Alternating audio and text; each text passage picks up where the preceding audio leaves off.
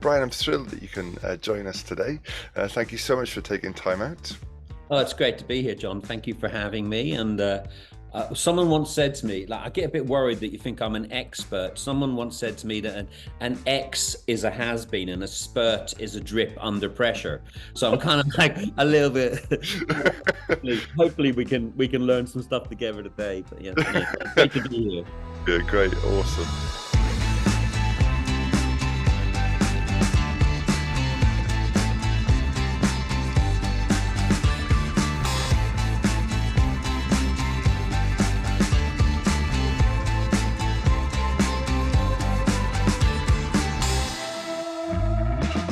Well, hi there, everyone, and welcome to our podcast, Habit.at, which is accompanying our Sunday teaching series, really trying to kind of pop the hood on our lives and look into some of the mechanics, some of the habits, some of the practices that shape us. I'm particularly trying to focus on those practices that will shape us spiritually, to have time with Jesus and then grow in our likeness with Jesus. And it's been great so far to chat to so many different people about their own habits, and thrilled today to be joined by Brain Heasley. Brian is the International Director of Prayer 24/7 around the world, and he's written two books, one called Gate Crashing, about the mission there in Ibiza, 7.5 years of his life spent there. But his latest book is called Be Still, a simple guide to quiet times. And as I read through it, there was a wealth of very personal, very real lived experience. So, Brian, I'm thrilled that you can join us today. Thank you so much for taking time out. Oh, it's great to be here, John. Thank you for having me. And someone once said to me, like, I get a bit worried that you think I'm an expert. Someone once said to me that an X is a has-been and a spurt is a drip under pressure. So I'm kind of like a little bit. Hopefully we can learn some stuff together today. But yeah, no, great to be here. Yeah, great, awesome. Yeah, well, I don't want to set you up as an expert, but I think what I gleaned from the book, especially, is a very honest, kind of open, I, I hesitate to say struggle, but relationship with God that's been formed by many things over the years. Um, I pick up on one thing that I read actually early on in the book. You said that in your teens you had an inner God awareness, Mm. but it didn't kind of produce any sort of external changes. I wondered if you'd start there for us about this inner God awareness. What did you mean by that phrase? Uh, Probably the fact that I was brought up in a Christian home Mm, with Christian parents, and I can't remember a time as a from infant that I didn't go to church on a Sunday. So that probably created a awareness of faith. It definitely, especially coming from Northern Ireland, mm, I had a very Bible based, sense of God, and I mm, guess the inner God awareness piece, as I got more involved with believe it or not, the Pentecostal church when I was about 14, there was a that kind of spirit and the word kind of piece. But so I was very aware that God was living, active, all of that. But my awareness of that didn't really affect my lifestyle. So yeah. that I and so it was weird. I used to kind of I like I've met a few people like this as well. I wasn't anti God or anti church. Mm, I thought, yeah, that's all really cool.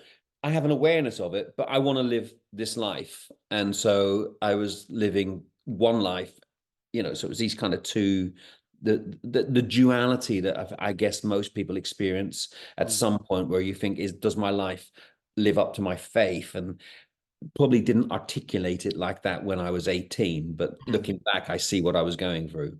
Yeah, yeah, yeah.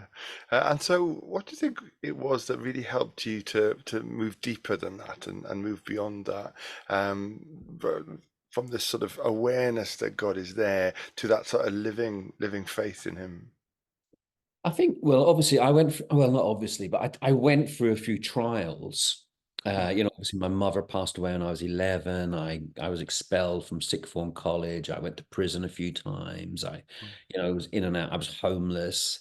And I think when I came to the end of myself, to the bottom of my barrel, I kind of realized that if I was to continue the way I was going, it what didn't look particularly attractive, and it didn't seem to be bringing me much fulfillment, peace, or happiness.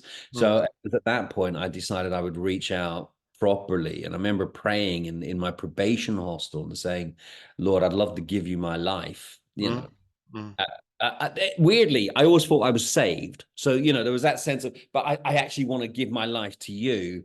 And mm, I always remember getting this distinct, and I don't, well, I wouldn't say audible voice, but I remember the Lord just saying, for how long? mm.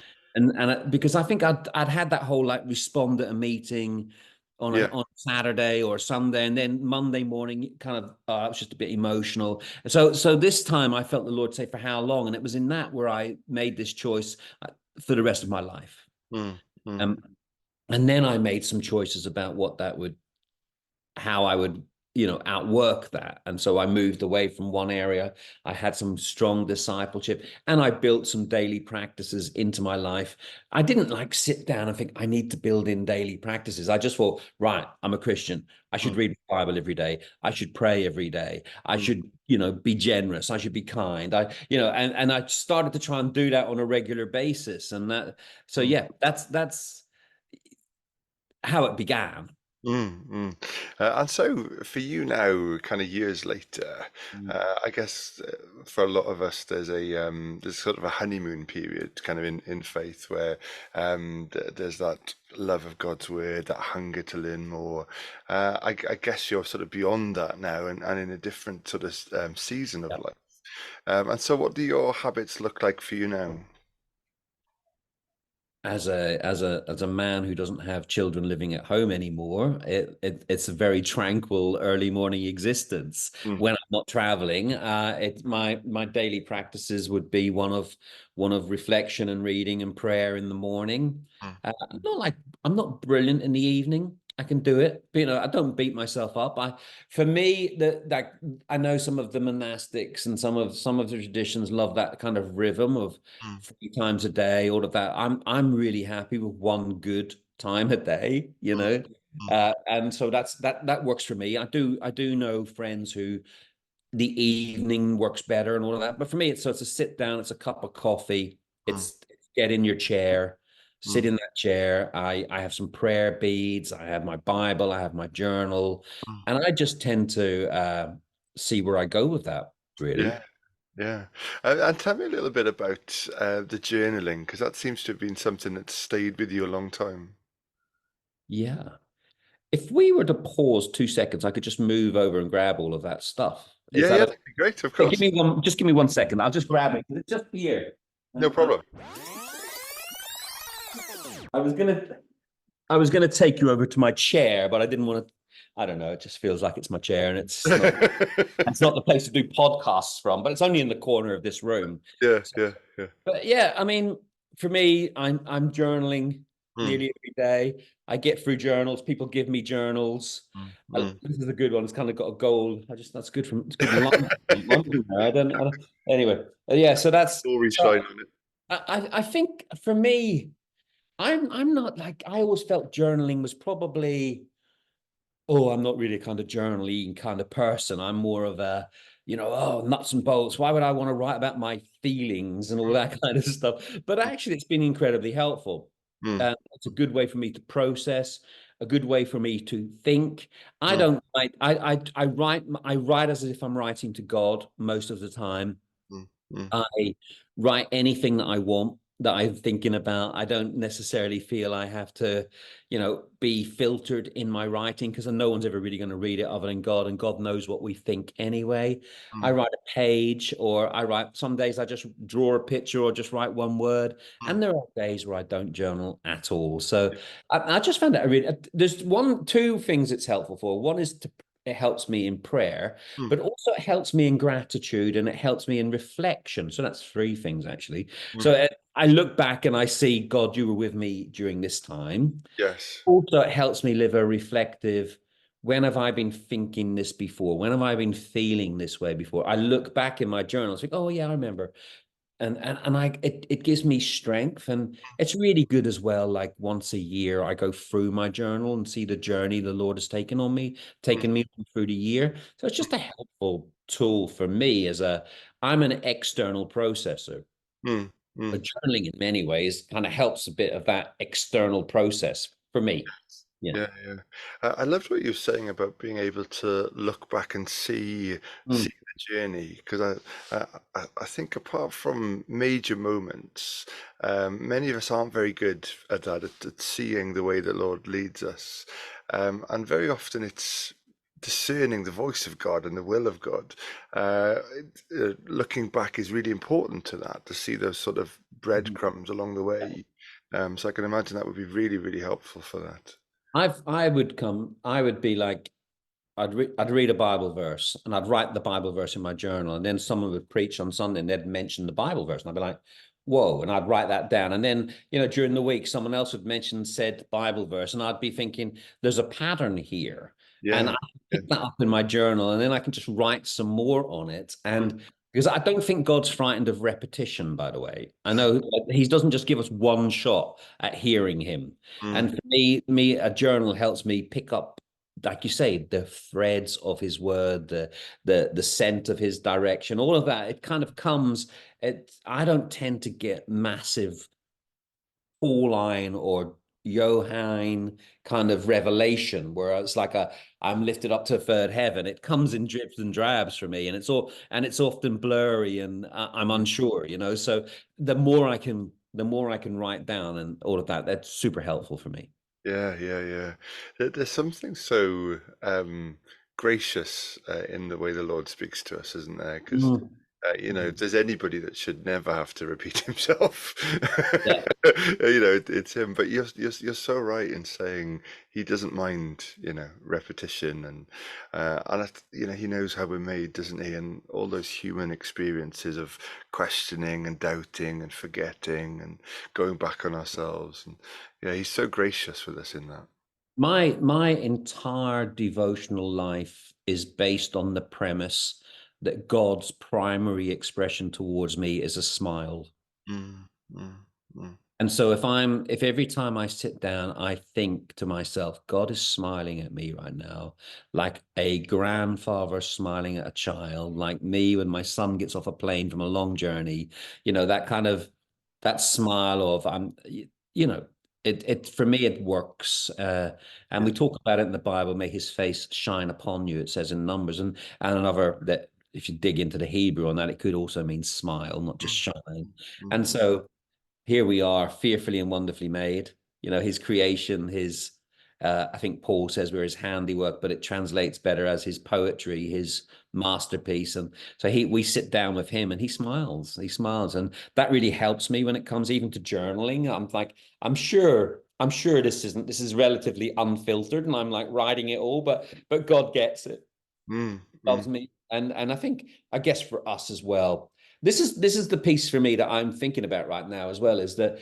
the idea that the practices have to be grounded in grace. mm, We're mm. going to build rules of life and rhythms of prayer and daily discipleship and daily disciplines. They've all got to be grounded in this sense of grace, Yeah, and I don't want a cheap form of discipleship, but I do understand that God is gracious. And so, if I'm traveling and I forget my journal and I don't write in it for 10 days, I'm like, I haven't broken any chain. Nothing bad's going to happen to me. All of that. But I'm drawn to the quiet place because of the smile. I'm yeah, drawn because of the grace. yeah, yeah.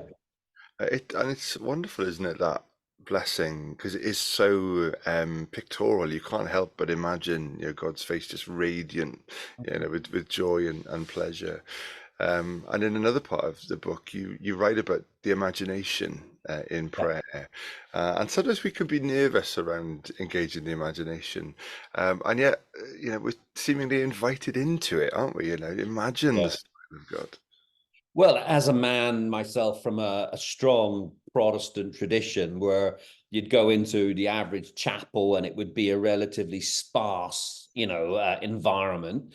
Mm. Uh, to someone who last year I had to go to the Vatican, and it was exactly the opposite. I feel I feel somewhere in between that we God's people, the creative, beautiful God who made the universe and designed orangutans and toucans and dolphins and all the beauty and wonder that we experience in plant and animal, that Mm, he doesn't mind us being creative in prayer. And so I mean, like, I think 24/7 prayer rooms have worked around the world because of creativity.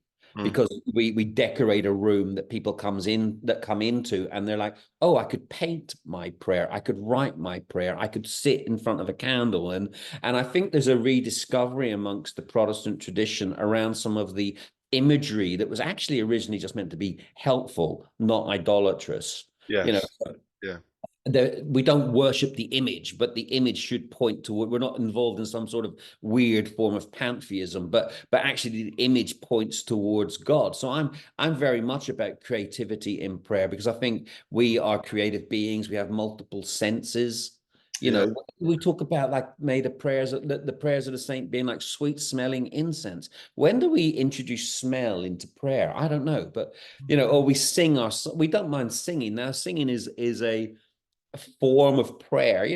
When was a psalm a song and when was a psalm a prayer? I don't know, but there's creativity and beauty in music, and I Mm, think sometimes it's the visual art side that we in some of the Protestant traditions have not necessarily been so warm to. So I use lots in that. So I have this little Celtic cross when I pray. It just sits next to me, and that kind of just reminds me of my own Irish roots and the Trinity and all of that. And then I'll have a holding cross, which I will sometimes hold. And because I lived in Ibiza for a long time, I don't know if you can see that, but mm. it's back to back. But that's my really bad carving. But and it just reminds me that God holds Ibiza in his hand. There's no power in the cross. Whoa, there's no power in this small wooden cross. There's power in the cross. Oh my goodness, you could take that quote out of context and get me cancelled all over the show, John. But no, there's no power in this piece of wood, No. but it helps me. And there's lots of things I do, like I have like some Russian prayer beads which I use when I pray. This is called the Russian chopped key. This was Mm, this on every 10 little knots you say, Jesus Christ, Son of God, have mercy on me, a sinner. mm, And it's just, I just pray that prayer, the Jesus prayer. And then on the wooden knot, the wooden thing, I pray the Lord's Prayer. And it just, sometimes if I'm struggling to stay focused, I think the beads really help me. And mm, then I paint, and I paint my prayers. I'd have to run upstairs to grab you a painting, but I love all of that. Actually, this painting here was painted by a friend of mine in a prayer room, the one just over the wow. black one. So Wow. I just love the idea that we should engage way more of our senses and with our creative juices when it comes to prayer. I Mm, mean, I recently heard someone say that they were getting a lot of pastors to read poetry because mm, you can't read poetry quickly. And we always I like reading theology books, or books about the 7 best ways to grow your church, or books on prayer, or books on this. But mm, actually, poetry makes you take things at a different pace. And so I've been trying to get into reading a bit of poetry as well, which mm, is mm. You mentioned with the prayer beads that it helps you to focus, to have something sort of tactile, or a journey to undertake. And another part of the book that I really appreciated was the passage about distraction. yeah, And I think that's massive for people when it comes to prayer. And it might be linked to this idea that it's just you and God. It's just you and your thoughts. You don't need anything else. And that just sit and think about anything, one singular thing for a long time with no help, no aids, no structure, is a difficult thing anyway. yeah. And directing our thoughts to God without any sort of support or guidance can be hugely distracting. Distractions about what's happening that day, or stuff that's happened yesterday, stuff we've got to do tomorrow, and sort of to have something to help you with the distractions is really good. I think we have to learn to tame our distractions. I love that when Jesus talks about prayer, he says, when you pray, go and lock yourself away in a room, and if we look at that, I think it's tamion, the Greek word for room, and it was the only room in the middle of the the house in that kind of region that had a locked door and no windows. Wow. Wow. And Jesus isn't saying that's the only way we should pray, but when we pray, when we really get into it, he's talking about removing distractions. It hasn't got any windows. Mm. And I don't know about you, but in our society, we don't just have our physical windows. We actually have the windows of our screens, our phones, our iPads. We have so many distractions, and, Yeah. Yeah. even put all that away, and I've got all the distractions that going on in this brain, that's running at 1,000,000 miles an hour all the time, and so it's learning strategies and techniques for how do we deal with distraction is so important. Writing down the things that are on my mind and putting them to one side, Mm. laughing at some of them because they're ridiculous, or if it's a big distraction about a friend who's in pain or whatever, to actually pray about it, to turn your distraction into a prayer. So I kind of work on a base, that kind of basis. Either I need to write it down, deal with it later, I need to laugh at it because it's just stupid, or I need to pray about it.